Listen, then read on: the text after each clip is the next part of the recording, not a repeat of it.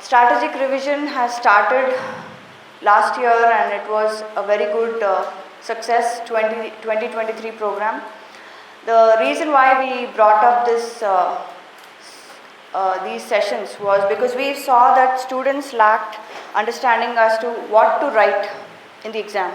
They were writing a lot of tests, but they were not sure about where they are missing out, or just the comments that the mentors or evaluators were giving were not sufficient for them to understand where their notes was lacking, or any aspects of value addition that was not there. So this program has been devised to help in those aspects, to help you understand how to make that crisp and concise notes, which should have been done before prelims only, But many who come are not even ready with that. We have noticed that as well. So whoever is taking up, the mentors and the faculty that we have who are taking this program have gone up to interview, and Shilpa ma'am is a UPSC ranker herself, and who have gone up to interview multiple times. So we have Shilpa Vatti ma'am who will be taking essay and ethics program. We have Gautam sir who will be doing parts of GS3, GS1, and Vishwanath sir he will be doing GS2 part, and Nishant sir who will be taking up history and those parts. So we will give you a detailed schedule also. We understand the value of your time, and that is why we have ensured that a detailed schedule will be followed, the details of which Gautam sir will tell you about GS1, 2, 3. Shilpa ma'am will be speaking about essay and ethics. We will have Nishant sir also join us. He'll be here around 7 o'clock. He'll also speak about the history part. So Institute has also done a lot of programs for prelims. We have our students who have done our usual topic wise tests. We had high impact revision program which was done for prelims. The tests that were conducted for both the batches, and we had current affairs tests also, and always RC Reddy Higher Circle does the free test series for everyone, not just our students. So we have conducted all these and we have seen tremendous success in these programs, and we feel our hearts are full, I would say, to see that all these sessions were so well utilized, and many students have felt that the paper was on the side of easier from 2023, but there were tough options of course in the prelims paper. But those of you who are feeling that you will clear, for sure, good for you. But those of you who are not sure, who are on the border also, please don't get disheartened. This program is to help you also to aim for 2025. God willing, I wish you will clear, but if at all, please don't take it as a setback. It's very important that you are emotionally strong in this journey. So I really hope that you have all that emotional support that you need. If you need to talk to any of us for any of it, we are here. Please feel free to reach out to the mentors or to me or to ma'am, anyone here. So coming to the program itself, we'll start on July 7th. Internet emanation. Okay. We'll start on July 7th with essay and ethics. But before that, we will have some sessions which Gautam sir will speak about as well. And we will have tests also for this program. Why have we scheduled it this way is so that you have all the notes needed, value addition, how to write introductions, conclusions. You'll have in-class answer writing practice where you'll be practicing PYQs also. So the tests that will be there and the simulation tests, we are going to ensure that you finish at least 25 days before your actual mains, so that you will have, the tests will be done, okay. So we will ensure that those who are giving mains this year, you will be given priority with your evaluations first, and then the ones who are giving next year or whatever, we'll give priority like that. So it's very important that you be consistent. Please ensure that you use this program to the fullest. If you miss classes, if you are not attending parts of it, you will miss out on some important aspects. So 8 out of 26 rankers from 2023 have utilized this program, and they were very positive and happy about the outcome that this program has brought. Many of them are second or third time who have attempted the exam, second or third time. So coming to how the results, when will the results come out?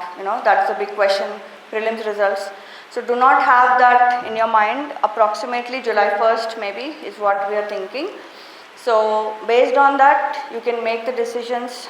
We will have the application form and the payment form also sent out to you along with the schedule. The detailed schedule will also be given. In a day or two you will receive that. But today our focus is to ensure that you understand what we have planned and how this time will be utilized, because sometimes more than money, your time is important. So it's very important that you know what is happening. So please feel free to ask any questions that you may have. I'll have Shilpa ma'am start the session. She's going to speak about Essay and Ethics program first. Okay. So good evening everyone. So today we are launching our Mains Strategic Revision program. So now 16 June 2024 is over, done and dusted. So there will be 3 kinds of aspirants. First kind of aspirants who are getting a safe score, right? Now if you are getting a safe score, then without thinking you should start preparing for your mains examination.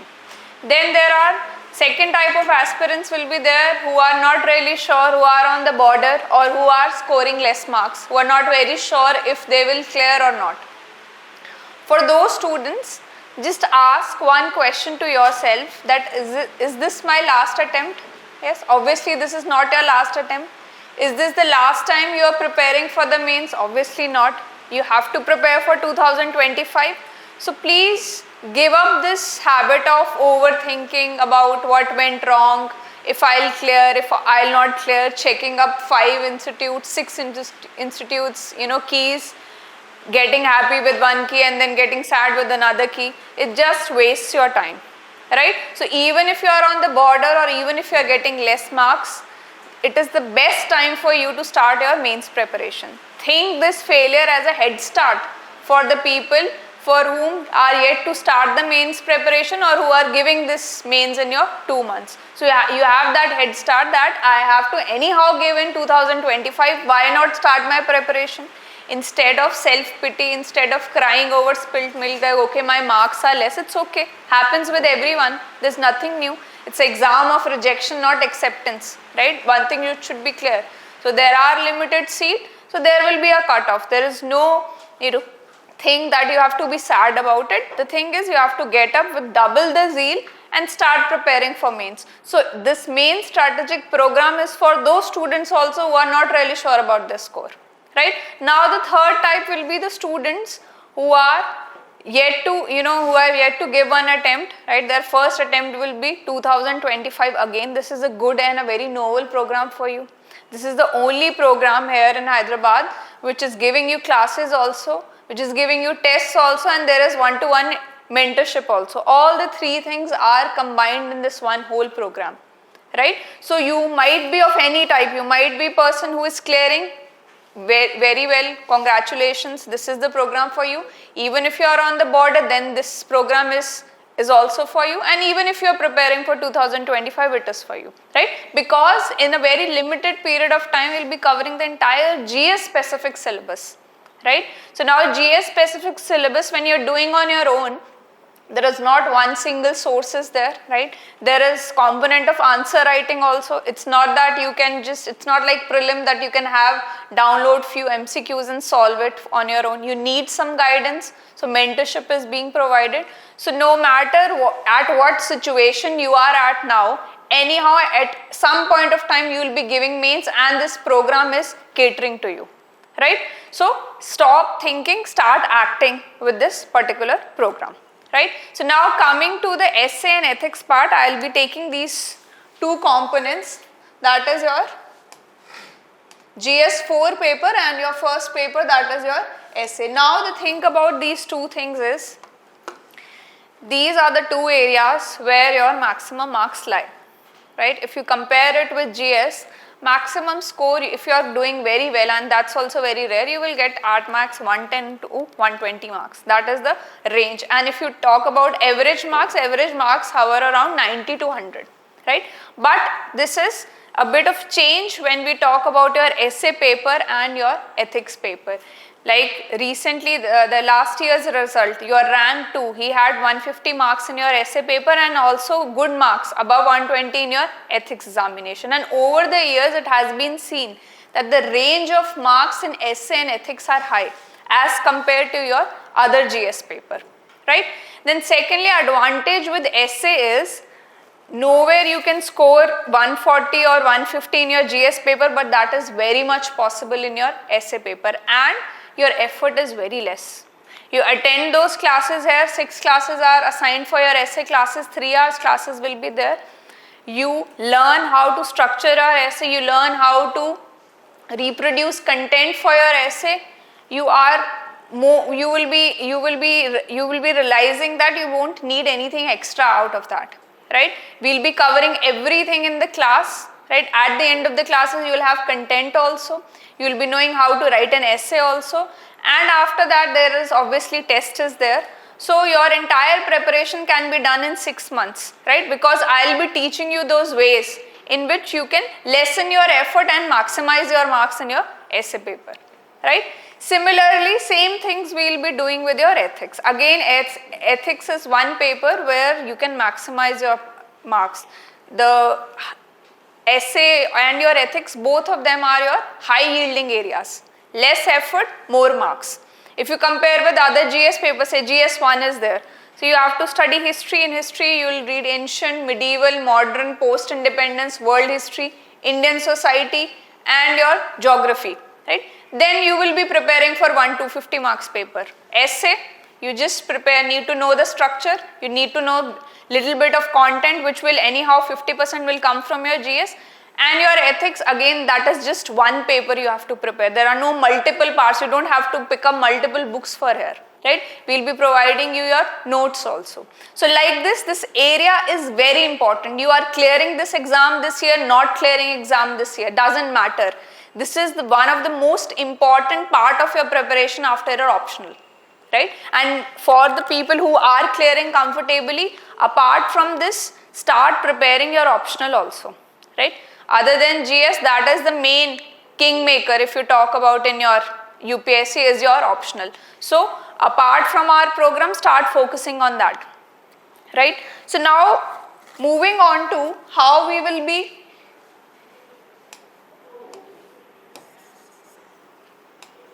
covering our essay, right? So when we think about an ideal essay, how to write an ideal essay, so there are few questions like how to write it, what to write, right? How to ensure connectivity, that is one of the biggest questions among students, that I have the content, I know what to write, I understand the code, but I don't know how to connect different paragraphs, right? And then how to integrate your analysis and your examples which you have. That is the major issue when we start attempting essay, right? So I have prepared one mnemonic kind of thing, that if we are talking about an ideal essay, we'll be doing this in detail. This is just a glimpse of the class which we'll be having further on.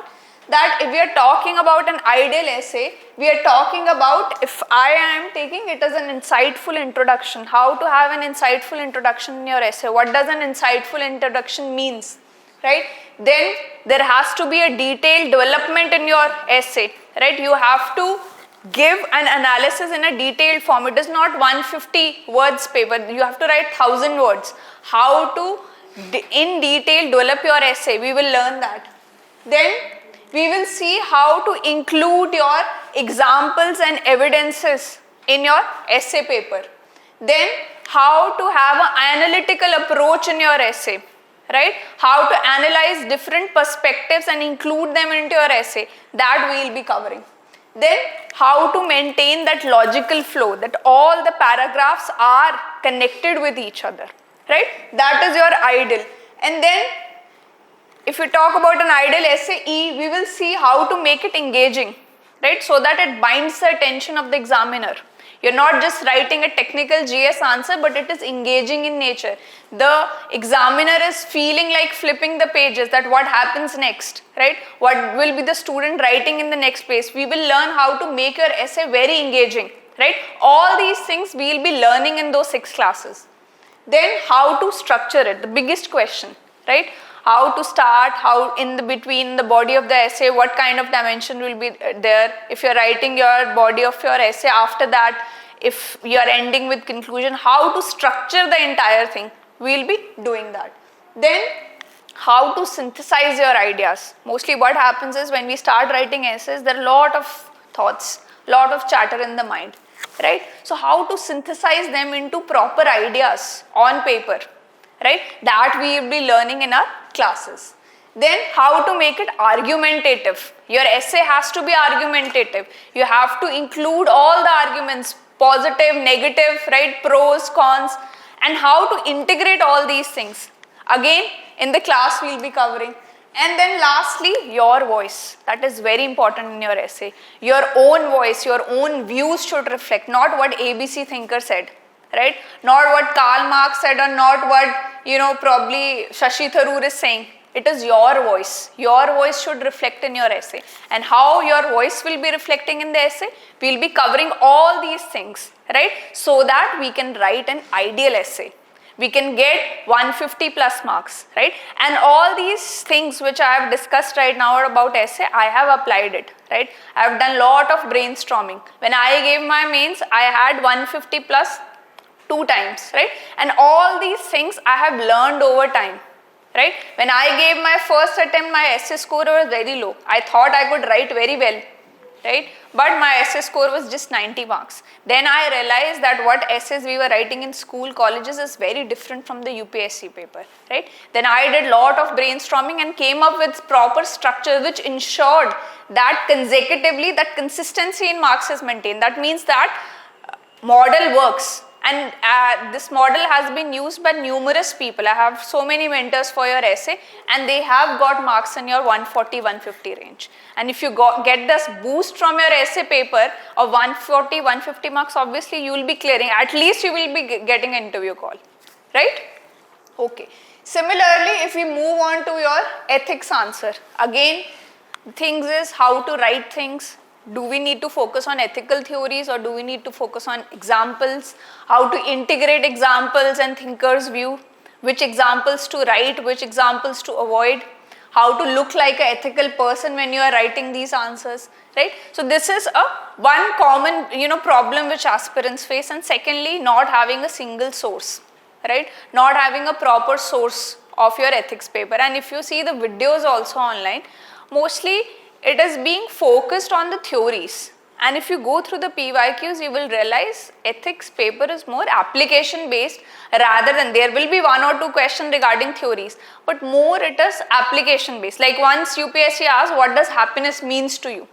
Very abstract question, right? How to attempt these kind of abstract questions where you cannot find answer for this. It is your own personal view, what does happiness means to you, but you have to get marks out of that. So we will learn how to structure your ethics answer, so that if any question comes up which you have not even read, you can attempt it in a manner that you can get good marks in your ethics paper. And I will be providing you notes also, single source. There are a lot of examples included there. And every topic is covered very exhaustively, very comprehensively. You won't need any other source to refer other than that, right? So all these things will be there in your program. And ethics also we will see that if you're talking about ethics answer, how to use your evidences and examples in your ethics paper. Then how to inculcate different ethical theories in your paper. That is also very important.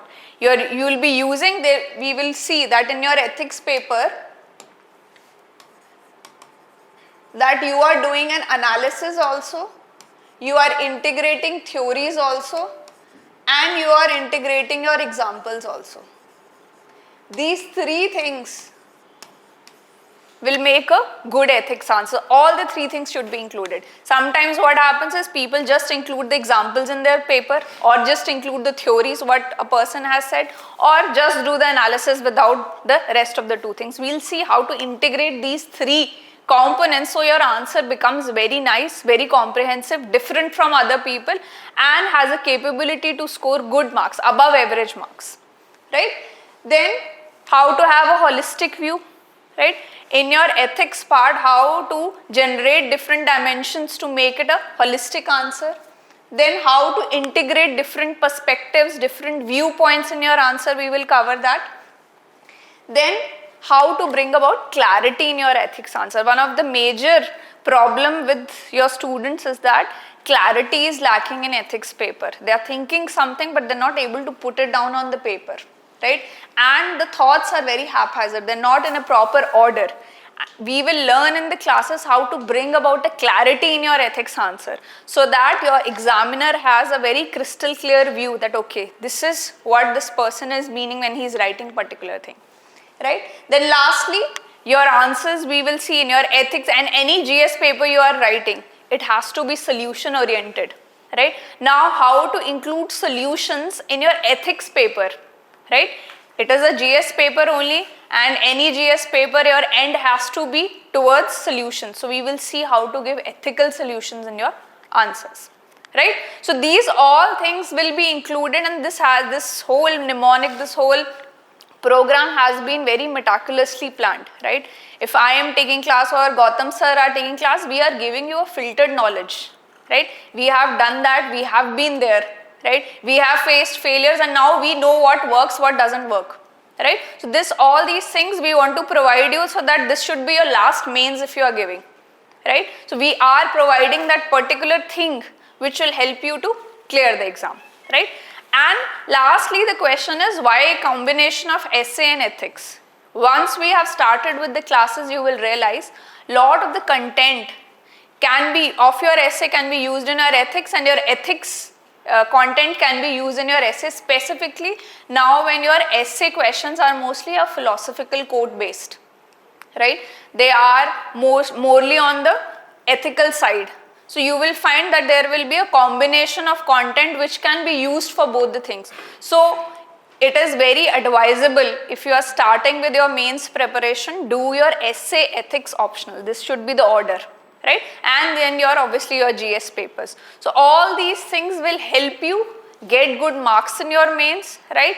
And also help you get an interview call, and yes, obviously we will hope that you will get a good rank out of it. Like ma'am told that many rankers last year, they have benefited from this program, right? Because this plan, this whole main strategic revision program has been designed in such a manner that with very limited classes you get maximum information, maximum knowledge, plus learn the skill of answer writing with help of the mentorship, right? It's a hand-holding exercise. We will make sure even if you are at the 0 point of answer writing, you will be at the 100 at the end of the classes, right? So Gautam sir will continue with the other specificities of the program, and the schedule of the entire main strategic program will be released shortly. Thank you so much.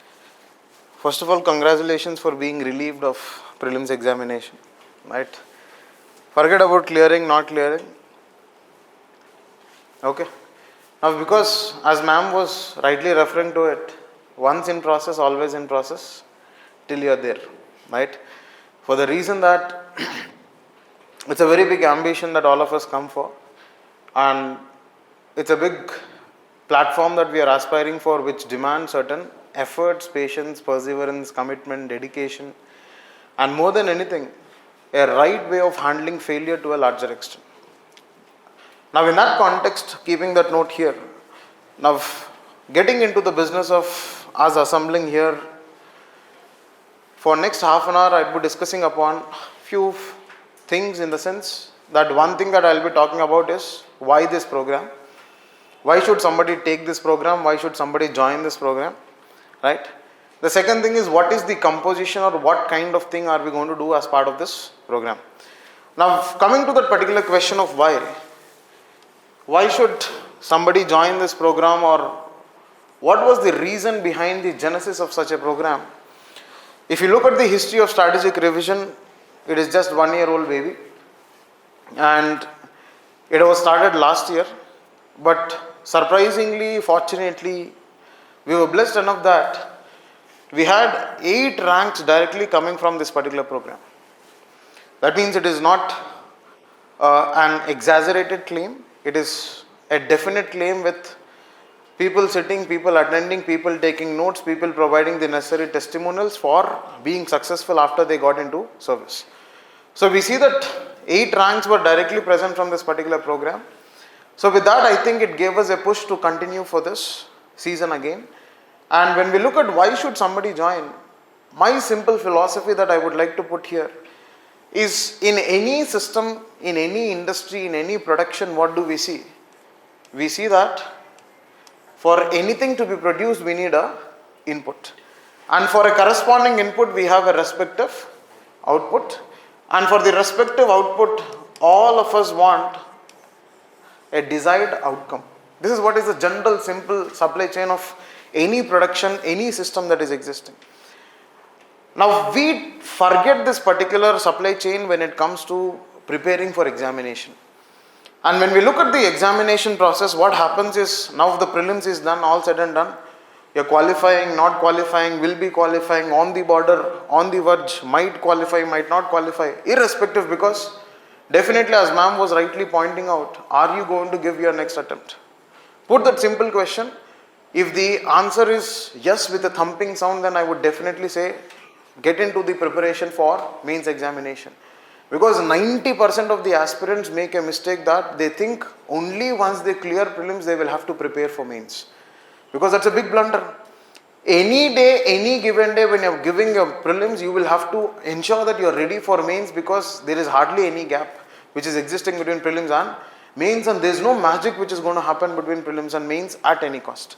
Because if you look at this year from today, we are having 3 months of time which is existing for mains examination, and you can't expect a magic to be happening to a larger extent. Now keeping that in mind, when I look at input of any process in the context, I would say it is for mains examination. My input for mains examination is the notes which I prepare. For the reason that so many of you take it for granted and so many of you do not have any particular notes for a subject. If I ask you that how many of you have notes for every subject in UPSC mains? किसके पास है? है ही नहीं ना, वही तो problem है. Right? That is the fundamental problem, my dear, because you people are very busy in writing answers, you people are very busy in writing test series, you people are very busy in reading books, you people are very busy in trying to recollect, revise, represent from the books that you have studied. Now when I ask, from last 5-6 days I have been interacting to more than 20 candidates who are writing mains every day. Right? Every day on a daily basis, if you take, I would have interacted more than 100 candidates who are going to write mains with guarantee. I was asking one constant question as soon as they come for an interaction, do you have notes for every subject? Their big answer was no. Now here what happens, and they say, sir, I read from that book, sir, I marked it in that, sir. Now beautiful, sir, but how much time will you take to revise that, sir? My fundamental question. That if I am marking a book which is of 600 pages, and if I am having 10 such subjects like that, on an average, how much it is turning into? 6,000 pages. Now with this 6,000 pages, how much time is going to take? If I take 10 pages per hour on an average per day, 10 hours, that means per day I am covering 100 hours. On an average, it would take 60 days for me to just read those sources which I already referred. And how many days do I have for mains from today? 90 days. Now that means that is a fundamental blunder that we have been making. For some people who have written 2 mains, 3 mains, I think just yesterday morning I was having a conversation with one of those guys who had written 4 mains but he was not clearing. And this was his 5th attempt. He said he is going to clear the 5th prelims, and he was asking, sir, I have been writing mains for 4 times from my first attempt itself. This is my penultimate attempt, 5th attempt. Next year is my last attempt. I don't know what to do, but I am not clearing mains. Now when I went on to look at his scorecards, it was very, very clear that when you look at the range of marks, it shows that whatever the content you are writing is not being satisfied, or the examiner is not satisfied with it. Now you have to fundamentally understand that when I write an answer, I just don't write content. I fundamentally speak out my mind. Examiner understands what is the nature of my mind. Examiner understands what is my structure of my thought. Examiner understands what is the priority that is involved when I am writing an answer. And more than anything, examiner understands whether this guy knows what is to be emphasized and what is not to be emphasized. Now for me to be having all of this and for me to be representing all of this in exam under exam pressure, it is impossible, my dear. So I would say the strongest input that any of you can have is have notes. Because you have to understand that in this process, outcome or output is writing an answer. Right? You people are busy writing test series these days, right? You people run behind test series, no doubt, but what are you writing in the test series? That's a fundamental question. When you think, actually sit down a minute and pause a minute and think what you're writing in the test series, you will realize that you are writing something random. Some random person is evaluating, you're getting something random, and finally what is happening, you realize that you end up nowhere. All that you will have to do is you will have to compile these notes in a right manner. And in this process, I know that it is nearly impossible, or it is nearly very, very tough condition for you to do that at this juncture. In that context, we had come about this strategic revision program for mains examination. Right? That was the genesis, that was the reason why we had come upon for this. Because of what? Because when I look at any general notes, what should a general notes contain when I am writing my mains examination? Very simple. One thing that anything should include is what is my understanding about the topic. For example, if I am taking poverty per se, whether I am having a simple definition of poverty, and you please understand UPSC does not reward so much of bookish knowledge. UPSC fundamentally rewards so much of the knowledge that is derived out of understandings. Now when you look at poverty as a topic, what is my understanding on poverty? Poverty is that inability to access to basic needs is my understanding. Basic. Then when I look at this, I will also have to see what is the status of that particular topic that I am looking into. Because I see that whatever we are reading as part of GS1 or GS2 or GS3, or in this context, what do you see? None of those topics are new. They have been existing, they are existing, and they will exist at any cost. So that means I definitely know that there is some element of status which is existing for each of this. If I look at poverty, what is my simplest understanding? I know that around 21.9% of people are below poverty line. And according to multidimensional poverty index of UNDP, it says that around 400 million people have been brought out of poverty in the context of India. And I also see Niti Aayog's multidimensional poverty index. I see around 15.6% of people are multidimensionally poor in India. My status. Now what is fundamentally happening is you try to get access to these data books. Right now that is what is trending in the market. I see some of these. Some institutes even come up with data banks and data books. And they give you 30-page data, 40-page data, and they will tell you, please cram it and you will be able to write. How will you write it, my dear? The fundamental problem that you have to understand in any answer writing is you need to have an organic flow. Organic flow in the sense there has to be a specific order of writing, there has to be a specific structure of writing, there has to be a specific priority of writing when you are writing a content.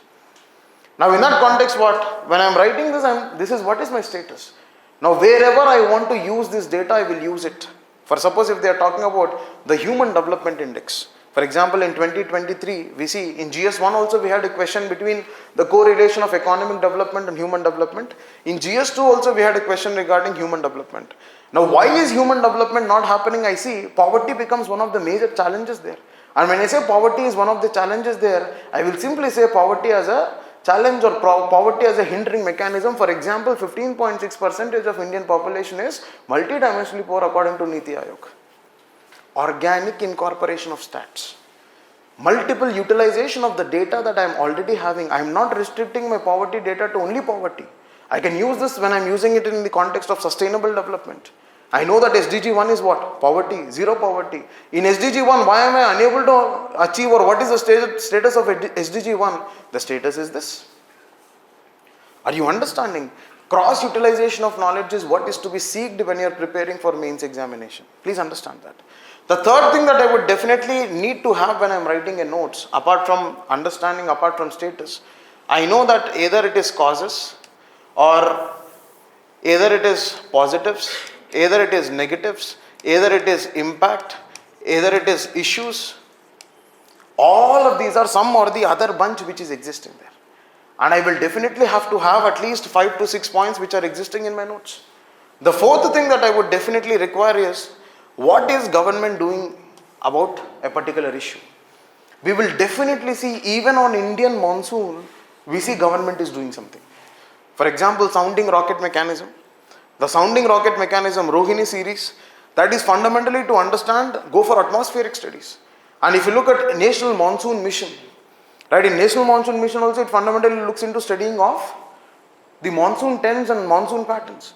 So that means what is happening is you will have to understand, in a democratic setup, government will be existing in every area, every region, every street, every corner, every sphere of life that is you're living in. So I will have to look into what kind of mechanisms are being taken by the government. It might be legislative mechanisms, it might be administrative mechanisms, it might be constitutional mechanisms, it might be institutional mechanisms.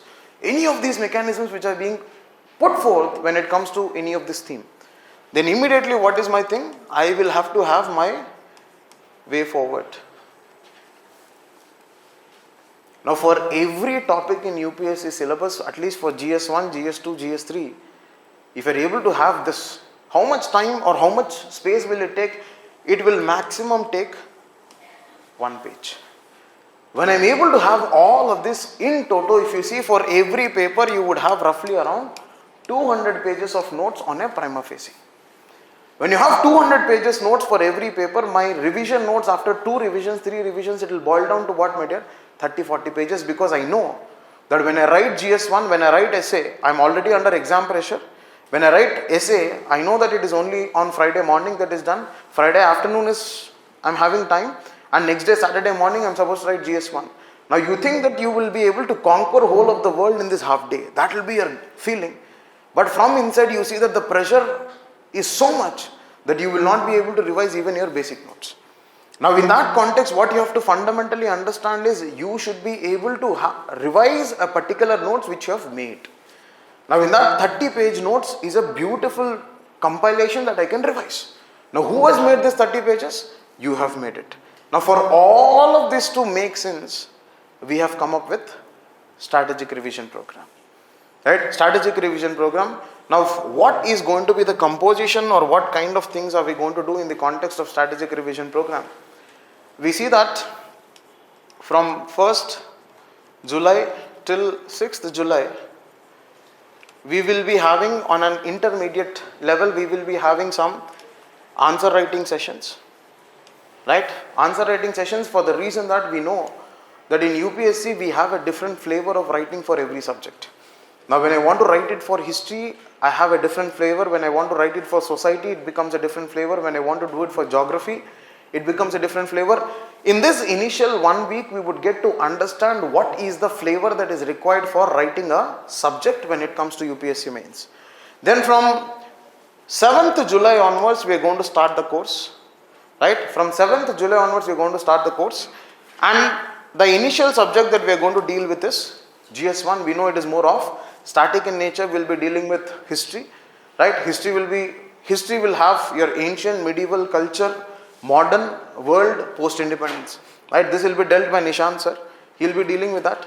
Then once we finish history, then we will be having society and geography. Because we know that when we get to understand in GS1, we see that when we look at the marks composition, what is that common thing that we see is, I see that question number 1, 2, 3 and question number 11, 12, 13 of GS1 question paper, I see that these are all history. That means how much? It is a composition of 75 marks. And when I look at question number 4, question number 5, question number 6, question number 7, question number 14, question number 15, question number 16 and question number 17 is from geography. And question number 8, question number 9, question number 10, question number 18, question number 19 and question number 20 is from society. Now sir, why are you by-hearting the question numbers? Are you the examiner? No. The reason why will I have to know where is the question appearing in which set? It decides my order of attempt. Now if you look at me, my area when I am attempting geography, when I am attempting GS1, my comfort area is GS1 is geography. And not only geography, as soon as I know geography, being an optional of anthropology, I will be having my comfort zone in society. And when I finish this, don't you think I will be able to save at least a half of minute in every answer because they are my strength?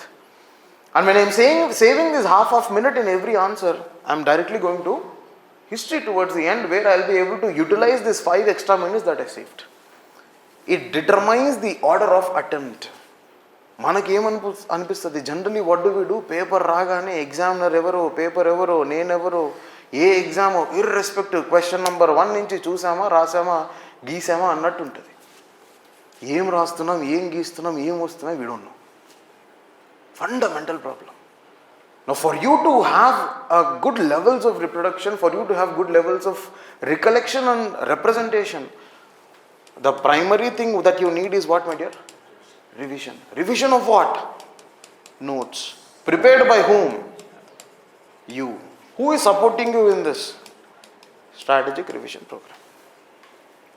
Very simple flowchart. I have just given you a flowchart for as a value addition. Kar sakte hai lekh. So in that context, you have to understand that this is for GS1. It will be dealt with geography, it will be dealt by me, history will be dealt by Nishant sir, right? Then society will be dealt by Shilpa ma'am. Once this GS1 is over, probably by end of July we will be finishing GS1 and we will have one revision day as a gap so that you can compile all of this, you can revise all of this. Then we are having one full test on GS1. Now आजकल बच्चे क्या कर रहे हैं? They are doing a big mistake of having or writing something called as 3 answers every day, 4 answers every day, 5 answers every day, and they are in a complacent mode. And when I ask you what are you doing for mains, they say, sir, I am doing daily answer writing. Beautiful, my dear, but how many questions are you writing? Sir, I am writing 5 questions. He thinks that I am going to praise, that he will be waiting 5 questions and jab he will give a pause. I am like, Arey babu. Right? Because at the end of the day, you have to understand this is a game of endurance. It's a game of endurance because I don't have time. I don't have time to process. I don't have time to understand. I don't have time to recollect. All that I need is with a snap of a second. When I think that when I need it at a snap of a second, I will definitely have to be well versed with my content. Now here, sir, why are you emphasizing so much on notes? If you ask me, sir, what is your understanding on answer writing? My simplest understanding on answer writing with the experience, it is nothing but contextualizing your notes according to the question that is asked in the exam. Very simple. Answer writing is not a magical activity. Answer writing is not impromptu activity. Answer writing is all about what? I am contextualizing my notes which I have prepared in the process according to the question that is asked. Now, unless and until I do this, I am not going to save time when I am writing an answer. Because 90% of the aspirants fail to finish the paper. If they are finishing also, they finish it for the sake of finishing it. But when I am doing my value addition, when I am doing right introduction, when I am having right conclusion, when I am having some right reports, when I am having some right flowcharts, when I am having the right order of content, when I am having the right priority, when I am having the right structure, for all of this to be done in a 6 minutes for a 10 marker and 9 minutes for a 15 marker, I need strong notes. I need strong notes, I need strategic notes, I need ready-made content which is existing. In strategic revision program, for every subject we are going to deliver that ready-made content. Sir, from where will you get? Question. Sir, from where will you get? From where will we get? You see that all of the people who are going to teach you are already through this process. They have been through this process, not once, multiple times. Right? అది ఒక పెద్ద యుద్ధం లాగా నడిచింది. So అలాంటప్పుడు when we have people who are fundamentally experienced with respect to the process multiple times, what do we generally see is that everybody has an understanding about the exam. Everybody knows what content to be prioritized, what content to be left out, what content to be dictated, what content to be written, what content to be represented in the exam. We know when I see, for suppose if you ask me, sir, immediately, sir, in GS1 urbanization करके एक topic है, उसका introduction बताओ sir मेरे को. My autoplay button will be on, and I will immediately talk about what 2-3 forms of definitions. One is, एक तो बोलूँगा कि urbanization का definition की से introduction कर लो, हो सकता है. और दूसरा क्या हो सकता है? I will say that around 34% of Indian population is living in urban centers. हो सकता है. And I also say that according to UN Habitat report, that more than 50% of the population is going to stay in urban centers by 2040. Now that means, will I have anything beyond this in urbanization being asked? No. Sir, what kind of conclusion will you give me, sir, please? My safest conclusion that I will look at urbanization is SDG 11. हो सकता है. SDG, sir, everybody will write SDG, sir. Trust me, my dear. Everybody thinks that everybody will write, but nobody will write. That is the process. Right? Everybody will think, no, everybody will write SDG, I will write something different. But at the end, nobody will write. And you by yourself, you will realize this when you fix it in your mind and go and think that I will write SDG as conclusion. Trust me, not even for 2 answers you will feel like writing. So in that context, what you have to see, I don't have time to think about my content. I only have time to understand question. I only have time to prioritize my content. And I don't have time to recollect because I know I am already well versed with my content. So the input part you will have to definitely take care, my dear. Unless and until this is taken, output is my answer. Sir, what is your outcome? My outcome is what? Marks. For you to have this, you need this. For you to have this, you need this. But what everybody is focusing on? This. Everybody says answer writing, but nobody says notes making. Is somebody telling you? Nobody is telling you. We are telling you we are giving test series for answer writing. Em rastar? Em chestar? Em vastu? So in that context, this is one. Then as soon as we finish GS1 syllabus, we are going to have a test, full length test on GS1, that is 20 questions. Then we are going to start with GS3, right? GS3 with economy, then SNT, environment. Then apart from that, we are going to deal with IS plus disaster management, right? Internal security plus disaster management. Because I definitely know in GS3 paper, आजकल trends क्या चल रहा है कि people are unable to score. People are seeing a stagnancy of scores between 60 to 75. Anything above 85 plus is a safe score in the context of GS3. Right? It is a safe score in the context of GS3. Right? If you look at 2023 mains that I had given, I had a score of 92 in GS3. So in that context, what happens? It is a safe score, but definitely not a good score. So in that context, what you have to understand is, I'm going to target more than 85 to 88. You never know, these trends might flip again. Now, when you diagnose why are people stagnating with respect to GS3 scores, is there are 2-3 factors. One factor that you will have to understand is anybody who is writing economy would always want to see data. In spite of plotting how we are able to get 90 plus in this paper is, if you ask me, sir, what is your personal strategy when it comes to economy, I keep a count on data that I mention in the answer. That for a 10 marker, I ensure that somehow I put 6 data points. For a 15 marker, I ensure that I put 9 data points. I count. Why do I count this? Because any economist is driven by data. Somehow they will be obsessed with numbers. Now when they are obsessed with numbers and when you give him the required numbers, then it is going to be a validated way of getting an economy answer out. So that is one thing that you can do. Now in this paper, you will also have to understand that it is not only the right value addition that you are going to have, because one aspect is economy. The second aspect that we see is majorly people neglect SNT and environment because you think that you have already cleared prelims. So I don't need to study SNT because I am a scientist or an engineer, or I don't need to study environment because I am living green lifestyle. So I don't need to study environment, or maybe you are visiting Indira Park every day, so probably you might be well versed with environment. So in that context, you have to fundamentally understand that these two are again neglected subjects. What I would say is in GS3, what is a worked out strategy? You try to derive more from internal security. Because I definitely know question number 9, question number 10, question number 19, question number 20 of GS3 is internal security. When I am starting my paper, I start with IS. Because I know that this is my comfort zone, this is my confident region. So for this 50 marks, I can definitely score well in less time. Picking up these small units will definitely add up more to GS3, right? So once we finish GS3, tentatively we'll finish GS3 by roughly around towards August 13, 14, something like that. Around August 14, one day for revision, then again a full length test on GS3. Then it will be followed by GS2. In GS2, you have the polity and IRB handled by Vishwanath sir, right? Is optional as PSIR as well. So in that context, he will deal with polity and IR. Then apart from that, you have governance and social justice, right? So whole of the course again same, one day for revision, then one full length, right? So parallelly what is happening? Parallelly we are having essay and ethics going on. Parallelly we have GS1, GS3, GS2 going on. Finished, revision, test. Finished, revision, test. Finished, revision, test. Our target is by August 25th. By August 25th, we are finishing one whole round of syllabus. Right? Ma'am will be handling essay and ethics. As part of this strategic program, we see GS1 being finished, GS3 will being finished, GS2 being finished maximum by 25th.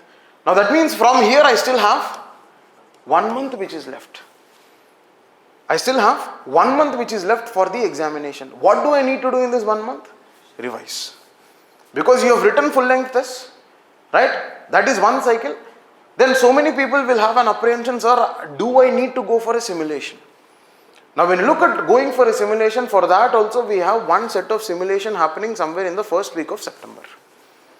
So that from the simulation you still have 15 days to recollect, revise, understand, improve, progress and make some adjustments with respect to your preparation in those 15 days. So the whole planning, if you ask me to summarize, I say it is starting from July 1st till 6th we are having answer writing sessions. Then 7th till 31st we have GS1 along with test. Then from here till 14th August we have GS3 along with test. Then from here till 25th or 26th we have GS2 along with test. And somewhere in the first week we are having simulations of this. Simulation means morning you will be writing essay, then half day break, then next day GS1, GS2 on the same day, then GS3 and GS4 on the same day in the first week of September. Right? So this is what is going to be done to a larger extent. Sir, what are you going to do in the classes? Just a quick thing that what are we going to do in the classes? Now we are fundamentally going to focus upon the topic dimension. And in this topic dimension, we are going to first look into what forms of intros can be given, what forms of conclusion can be given for every topic. जैसे मैंने urbanization का बताया, जैसे poverty का बताया, right? पूछ लो globalization बोल लो, right? If you ask me globalization, my simplest intro would be for globalization. Introduce globalization through its definition because it is a concept, right? So intros and conclusions with respect to that particular topic. Then the second thing that we'll be doing is the data set with respect to that particular topic, or some flowchart, or some statistics, or some probably graphs, or some maps, because some subject like geography, some subject like environment, some subject like internal security, I know that it is definite that I will have to put in maps. So wherever I need some map, I will bring in. Wherever you need some map, you will bring in. For suppose if they are asking you disaster profile of India, I definitely know that I can have a map for disaster profile of India. If they are asking you some agricultural systems, for example, last year they had asked you cropping pattern. In 2023, we had a question on cropping pattern, if I am not wrong, question number 13. And when you look at the question number 13 of GS3, that is cropping pattern, what do you see? There also I can have, because majorly in the northern belt, Jammu and Kashmir region, there I have horticultural system, saffron, lavender being cultivated. Then central belt may mostly pulses, right? Then eastern belt may majorly rice, right? Then northeastern may shifting cultivation ka habit, or southern. So what can I do? Somewhere in Maharashtra region, millet. So what am I showing? I am fundamentally having a cropping pattern and I am trying to show that in a value addition dimension. Always remember, value addition does not mean it is replacing my answer. There has to be a value to the answer that you are writing. On top of it, when I add something, it is just like an icing on the cake.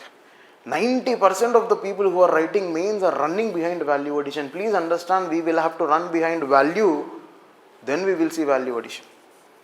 Right? So, the third thing that we will do with respect to these topics is what kind of dimensions can be generated with respect to these topics. Because there will be some topics where it is very, very difficult for me to generate some dimension. For example, biodiversity conservation. I know that maximum that I can generate from biodiversity conservation is in situ, ex situ. उससे अलावा क्या generate कर सकते हैं? So we will have to look at, crystallize those different dimensions that can be generated with respect to such topics which are very, very minute in nature. And the fourth thing that we see is we are going to have in-class answer writing. In-class answer writing. What do you mean by this in-class answer writing? We see whole of the lecture is for 2.5 hours.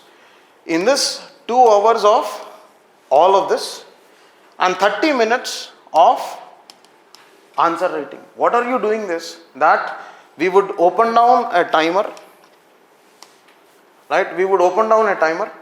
Then what we would see, we would display the question here. When we display the question, we would give you roughly 3 minutes or 4 minutes to think about the content that you can write, to think about the points that you can generate, to think about the introductions that are given or that you will be giving. So what is happening is, don't you think you're fundamentally training your brain for 40-45 days to think on structuring, to think on writing, to think on prioritization of what kind of information that I'm going to put in. Because already here you see the timer running on. Then as soon as you finish with respect to that particular question, the corresponding faculty will come, will talk about different forms of introductions, different forms of enrichments, different forms of additions that can be done.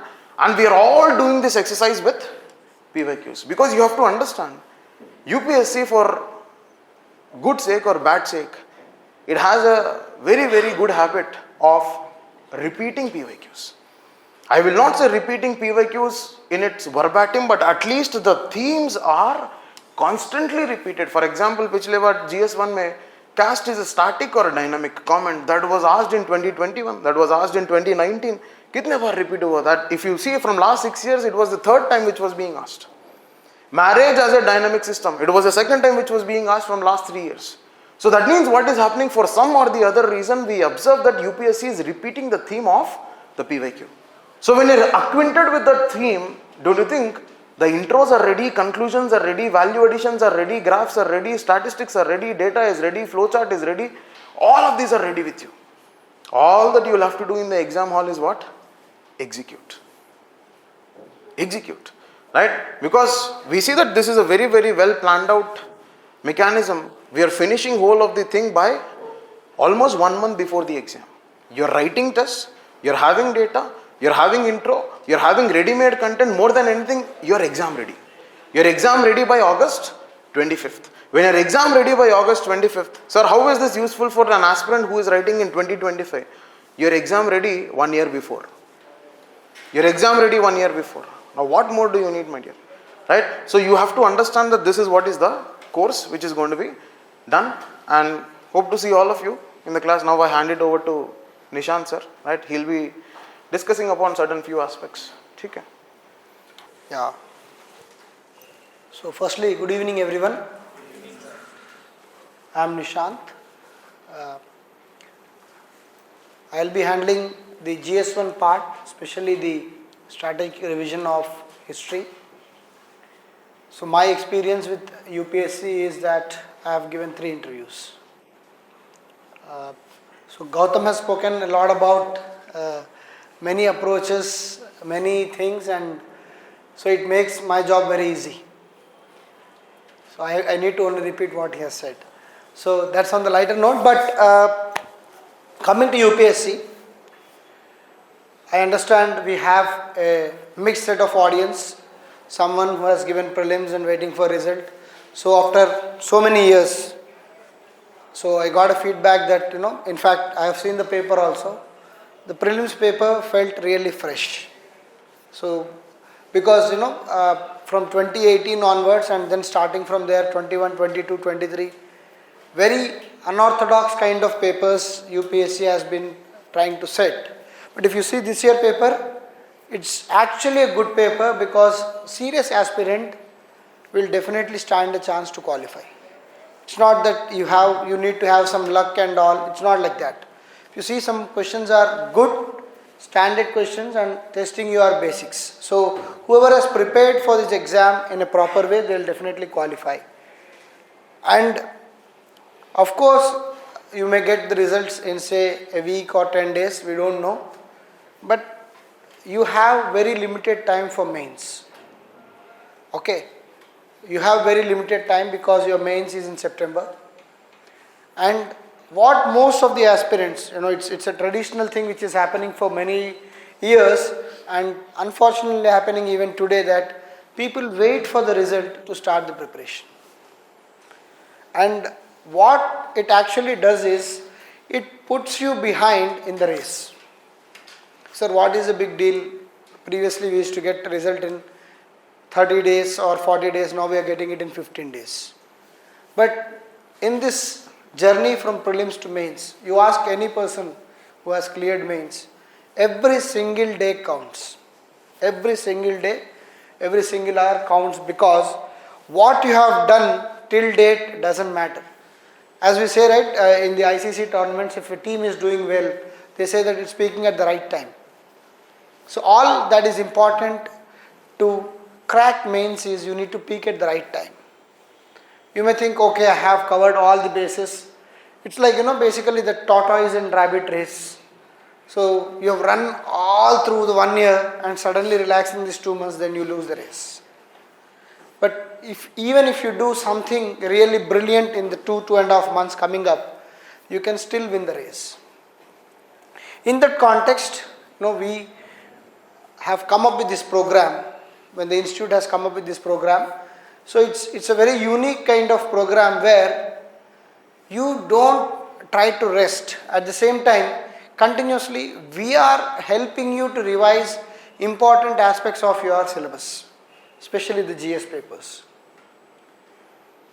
What happens is, when we try to revise and then you start writing exams at the end of that particular module, and when you see that there is significant change in the way you are attempting the answers, because what you have studied, and then when you replicate that in the form of answers, you definitely find that there is improvement. And going to mains exam, as Gautam rightly said, it's not about how many answers you write or how much you have revised. It's not about enduring, because you have 2 papers in a day. So 3 hours and 3 hours, and you have to write almost 20 answers in each paper. So over a period of 6 hours, you will be writing close to say 8,000, 9,000 words. And it's not about writing those answers well. In the first case, it's about attempting the answers itself.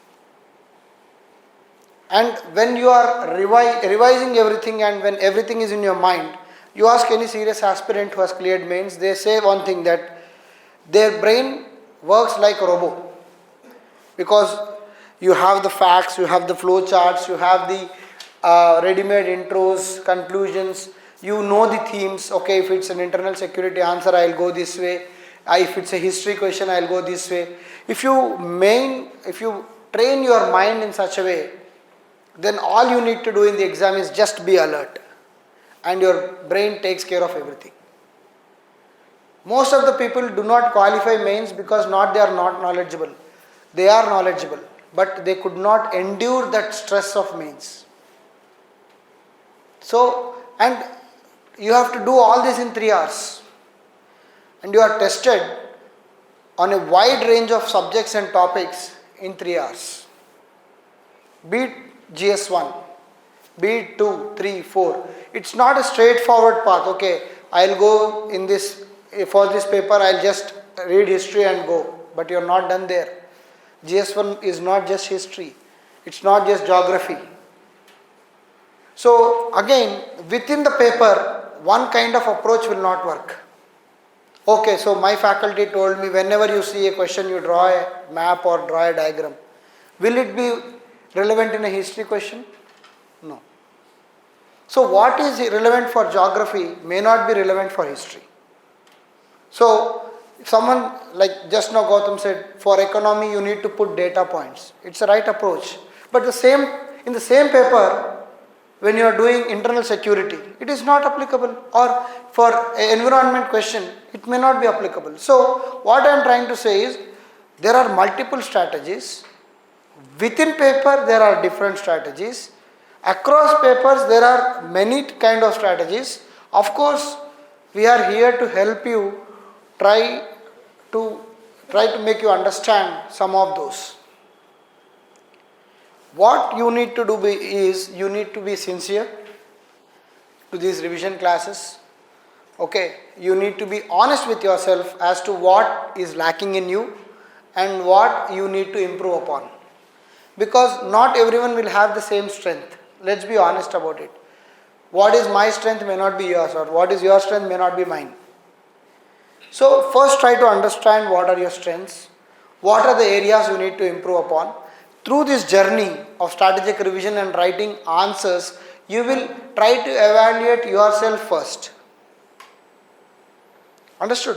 When you yourself evaluate and then come up with your own set of areas to improve upon, there exactly your beginning starts. So for people who are writing mains this year, and for people who are not writing also, this program is very important, because for people who are writing, the path is clear, because we are going to make you exam ready by end of August, and you have some 15 to 20 days time before you give the final exam. So that way, for people who are writing exam, it's very clear. So for people who might be not writing the exam, God forbid you have not cleared prelims, okay, and maybe in fact you are really appearing for 2025 exam, say, how does this module help you? As Gautam said, you will be exam ready 1 year before. So you might be again asking, sir, what is that advantage I enjoy by being exam ready 1 year before? When you are exam ready 1 year before, again I am borrowing Gautam's word, you will not run behind the value addition. You are already having your bases covered, so you will be ready to get that value content, because it's not like you are doing the preparation at the 11th hour. You have already covered your bases. You have a decent understanding of what to do in the mains, almost 1 year before the actual mains. So now your focus will be on how to improve my answers, how to enrich my knowledge base, and how to make my content more appealing to the examiner. So you are in a very, very strategically advantageous position almost 1 year before. So this I am mainly targeting to the people who may not write mains this year. So this is the broad objective of our program. Coming to history, what is so significant about history? In GS1 paper, history is generally enjoying a quota of 80 to 100 marks. If you see over a period of last 5 years, 80 to 100 marks is a minimum for history subject. So you might think, sir, what is 100 marks in 1750 marks? Okay, so when you see the final list, the main stopper, is around 850 to, say, maximum I have never seen someone cross 1000, but 850 to 900 is someone who is getting IAS in the mains. So if you see, out of 900, 100 marks, so the value is important. And when you see the final list, on 1 mark, you have at least 4 or 5 ranks. So when every single mark is important, and why history becomes relevant, because your other subjects, say your science and technology, environment, society, they are relatively more dynamic in nature. Because what is today, the society may change tomorrow. What is very relevant today becomes outdated tomorrow. Okay, the same is the case with Supreme Court judgments. What a three-judge bench says today might be overruled by 5-judge bench tomorrow. So polity, governance, science and technology, these are all very dynamic in nature because you need to track them. It's not that you have read and it's over. No. They are evolving every single day. But when it comes to history, you have an advantage because I will not call it absolutely static subject, but when compared to all other subjects, history is very much relatively static. If you see from 2013, when the first time the model of the paper pattern has changed in 2013, ever since it's continuing. So this pattern is there from last 11 years. In 11 years you pick up all the GS1 papers and you see all the PYQs. You will see that there is a particular theme or a particular topic which is favorite to UPSC and they are revolving around that. If UPSC has to ask a question on Harappa, they might rephrase a question. They might ask a different kind of question, but they cannot avoid the topic. Are you able to understand? Because some topics are there from which the UPSC cannot run away. And when you have such a strategic advantage of reading say 10 to 15 topics or certain important topics, and the probability of those topics coming in the exam is very, very high, and when each and every mark matters in your final merit list, why leave such a low hanging fruit? And that is where many of you, in fact including many senior aspirants, commit a major mistake. They say, sir, we are really annoyed of ancient and medieval history. There are a lot of facts, sir. We don't want to touch that. Modern, yes, I will revise 2 times. From Battle of Plassey to 1947, I will revise 2 times and go and try to conquer UPSC. And then UPSC comes and asks you, why the coins were less during Gupta, after Gupta time? Gone. Paper is very tough. Come out of the center and say, paper is tough. Because he asked question on some part of analytical history post Gupta age. You thought even if there is a question on Gupta age, there will be straightforward question, what is the administration of Gupta? You are prepared for it. But UPSC fellow has actually asked a question which is of not your liking, hence it is tough. But what is the beauty is in GS, the scores are relatively stagnating. Like you don't see someone scoring 150 or someone scoring 70 or not like that. So there is little difference, and what we used to call is every question, even if you are able to score half mark more, over 20 questions you are scoring 10 marks, over 4 papers you are scoring 40 marks. 40 marks will decide your fate if you are getting IAS or if you are not getting any service or if you are totally qualifying, if you are not at all in the mains at all. 40 marks is huge, my friends. Today you might be thinking, sir is saying something very silly, 1750 marks mein 40 kya hai? So in that Om Shanti Om, there is one dialogue, right? Every single thing matters. So you ask someone who has missed a service by 1 mark. They will know the importance of each and every mark. And when they reflect, they will try to say, in that paper, I should have done little bit more, then I would have been in service. So don't go to that stage where you will repent. It's always better late than never. So try to focus on important things and key aspects on hand. And that is where I always believe history will give you an edge, because if you are well prepared and covering all your bases in history, you are confident enough and you will write good answers out of those 100, you can definitely score reasonable marks.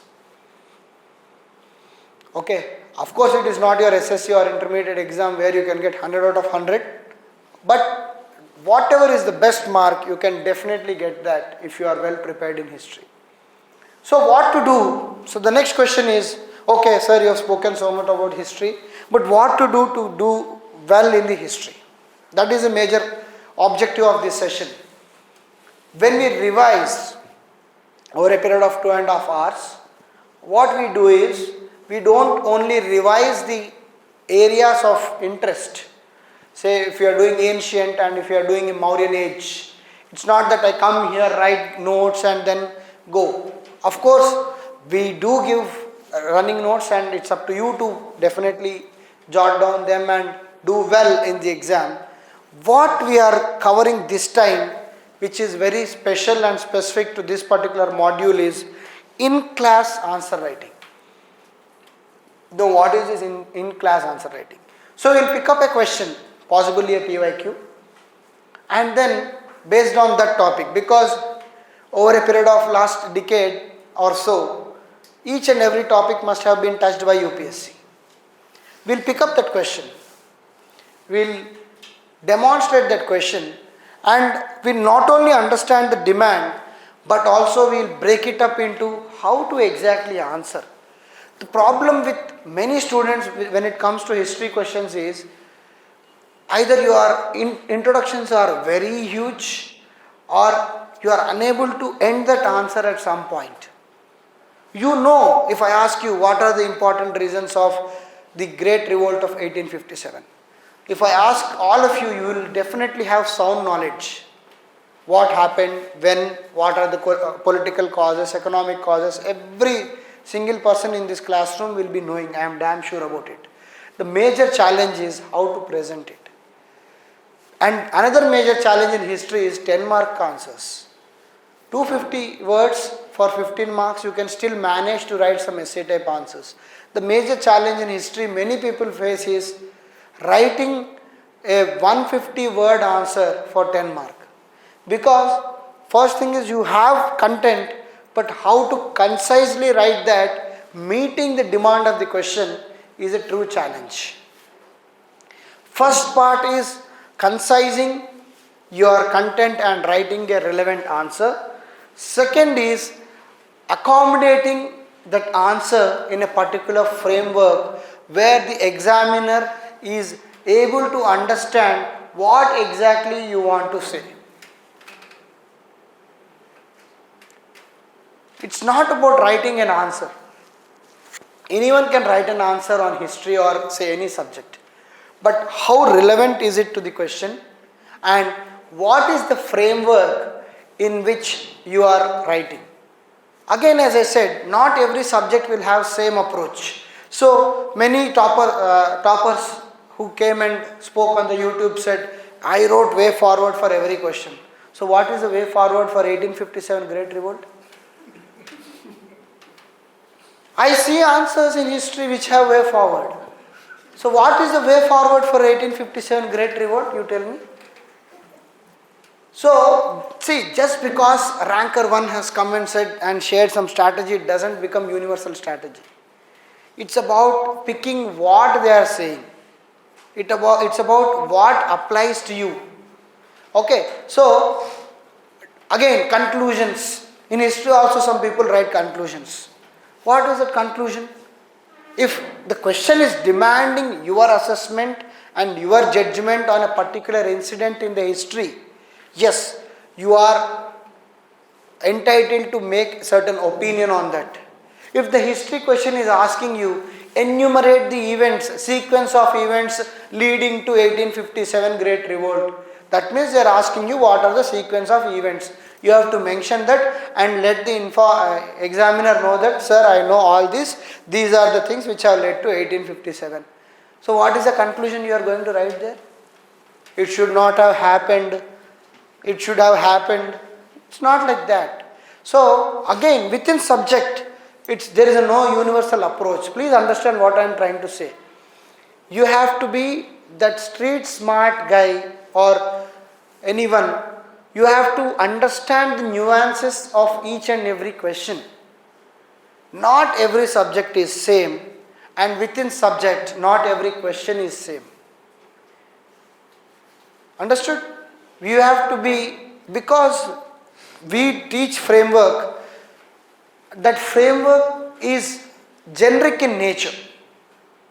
Like for example, if there are 10 questions, out of 10, 6 to 7 questions you can easily fit into that framework.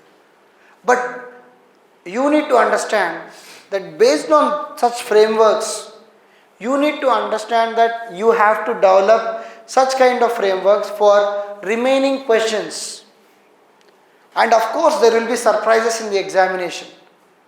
So you have to be ready with all your arsenal to face that surprises. That is what I wanted to say. Because history, when it comes to revision, we will be doing it almost all parts of the history will be covering in the revision. No doubt, no problem.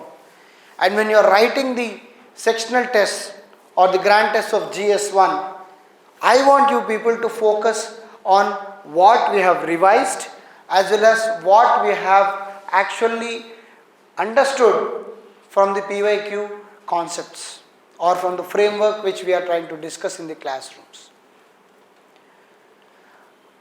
That will help you in understanding and writing the answers in the mains. I hope I could convey the message of what exactly is the approach required for each and every subject. So, as faculty, see, I am teaching history, Gautam sir is teaching something else. Okay, everyone is coming and trying to help you. We will all be giving our own approaches and the way to handle such subjects. But you people should sit down and see what is working out well for you. Okay, if institutes could get UPSC ranks by all themselves, you will all get 100 out of 100 ranks. So we are all facilitators, right ma'am? We are facilitating to our level best, and be fortunate that you are sitting in one of the best institutes, but we are all facilitators.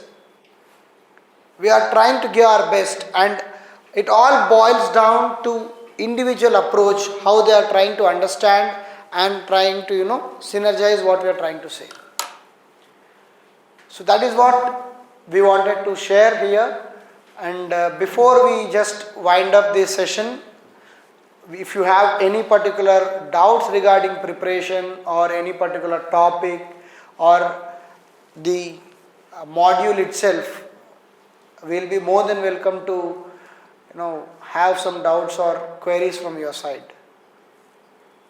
Anything which you wanted to know in particular about UPSC mains or this particular module or history or any sources, we are ready to help you.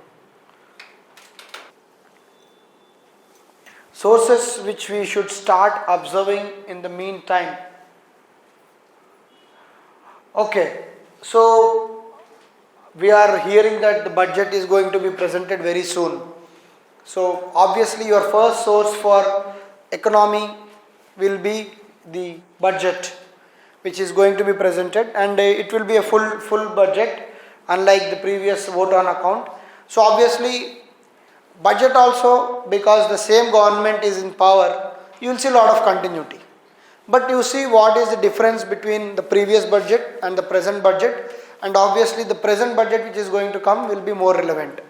And reports, Amog, see there are reports which will be coming specially from Niti Aayog. Any report which is coming from Niti Aayog, and if you are quoting that in your examination, you will always be appreciated. See, what UPSC wants today is, it wants your answers to be informed answers. Okay, how UPSC has evolved over last few years, people who have written recently will definitely help you. UPSC is looking at more informed answers. As Gautam said, for economy, if you are going and writing, they are seeing how you are bringing out data. What is your source of data? Is it Niti Aayog? Is it RBI report? Is it any world organization? And again, when it comes to environment, are you bringing the UNDP Sustainable Development Goals? And are you bringing any other IPCC reports? So, if you are looking more informed in mains, you are being very richly awarded. You are richly rewarded if your answers are looking more informed. So at the same time, just because your answer should look informed, don't dump data onto the examiner. That is one mistake some people are doing, that okay, right from introduction, my body, my conclusion, everything I will fill with data. Again, that is something which is really disturbing. Your data should be a logical flow from the points you are making. Your data should flow logically. Okay, if you are talking of a society, and if you are talking about TFR, or if you are talking about sex ratio, you are talking about illiteracy, then these kind of things should flow logically. As per this report, this ratio is so and so. This means, again you need to explain that. This means that there is an issue with sex ratio in this state. So the probable solutions A, B, C, D. The possible reasons A, B, C, D. So this is how your answer should be organized. Okay, so sources, Niti Aayog, the UN reports, or the budget, all these are important sources which you can keep tracking and making good points. Amok, so anything else? Yeah, so we wish to see most of you from July 1st. That's where we are starting, and how we are going to progress, that's been explained here. So that's how we are going for this program. So there will be around 15 days to 20 days on each subject, and then we are going to have a grand test where you will evaluate yourself, and then anything during the course you can definitely reach out to any of us for any guidance, any help. If you are stuck up in some subject, if you are unable to go forward, because we have all been there. Okay, we have all been there. We have hopefully cleared sometimes, and then we can definitely, if you are stuck up somewhere, we can definitely help you as to where you are really something which is really annoying you, or something which you are unable to overcome. If you, the moment you speak to me or someone like Gautam or anyone, you will see that if you say something, we are able to immediately catch it, because we ourselves must have experienced it in our journey. So that is the approach or the personal attention you will definitely enjoy. Okay, it's not that Nishant sir has come here, he has discussed history and next day is not available. It's not that. Madam, make sure that we are all available here, and then we are with you. So if you are writing mains immediately, we are definitely with you, because we want you to cross that logical or the major barrier and then go to interview. So please feel free to join this course, and then definitely we are there to help you throughout this program. Some of us will be available at all the time to just take you through the journey. That is the assurance definitely we can give. Okay, on that note, thank you very much, and we will meet again. So July 1st we'll start, some sessions will be for free, which we will start first July 1st, and like Gautam sir explained, some of them will be open for you free. So once the prelims sessions are, when prelims results are out, you can make your decisions and make the best use of it. Thank you.